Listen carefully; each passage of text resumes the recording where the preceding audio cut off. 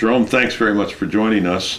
The first question I'd like to put to you is, what do you view, and what does GDF Suez perhaps view as the knowledge base, the research questions, or the issues that are really pressing on the research or knowledge side that need answering in order to push energy efficiency and sustainability ahead in the next few years? What do you think are the priorities on the knowledge side?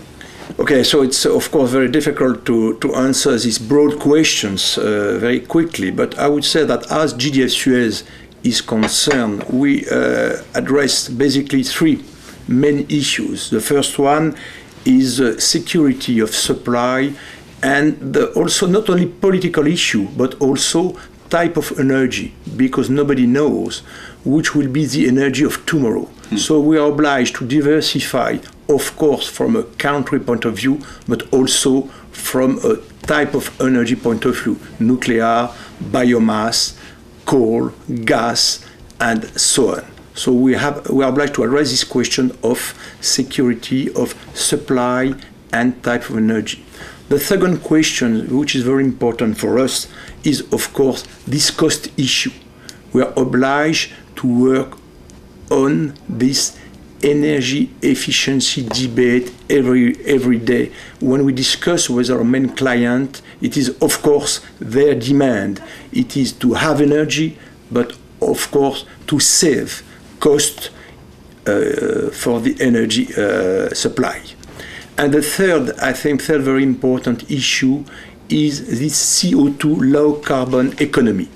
As far as we are a very big player in the energy field, we are obliged to act in order to preserve the planet. Thanks very much, Jerome. Let me go to a second, also fairly broad question, and have any thoughts you might have on the real focus for our meeting on October 9th, which is going to be the next 50 years. Here we have INSEAD, the business school for the world. Presumably the world includes our dear planet Earth.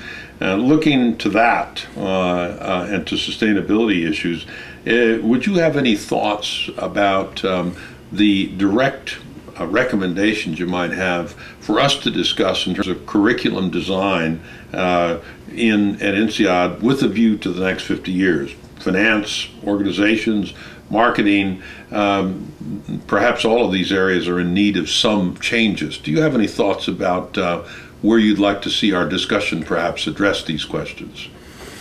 Well, I think that if we want to prepare INSEAD to be the university or the MBA, MBA for the future in the 50 years from now, we have to broaden, of course, the scope of INSEAD, and we have to be very, I would say, to be very sensitive of what is happening in new countries like Brazil, like China, and we have a lot to learn from their perspective, because they are emerging countries. They have to address this energy issue, and we have to help them, of course, but also to take lessons from their approach. The second thing I would say is that we have to take care of a lot of concepts in the teaching of the new program of INSEAD. We have to be very sensitive to all the political questions about energy and about the world changes. We have also to be very to take care all the innovations coming in energy. You know that a lot of countries now decided, it was 5 years ago, to build a very big equipment. The name is ITER, I-T-E-R, and the target of ITER is to work on a new energy, nuclear, industry, which may be very important. It will take 20 years, but of course you have a lot of innovation taking place, and at INSEAD we have to be very open for all these innovations. Another example is CO2 capture, which is very important. It is part of the answer in order to preserve our planet. That's very important, and INSEAD has to be, you know, to be involved in this type of issues. So I would, if I want to summarize, all the, you know, environment is very important, and we have to open INSEAD and all these questions in the world to very, I would say, to be very close to the new big emerging countries, because there will be, of course, more than half of the world in as far as population is concerned in 20 years. So that's very important, I would say, to leave a little bit Europe and to be more China, Brazil, and so on focused. That's very important. And the third question is about innovations.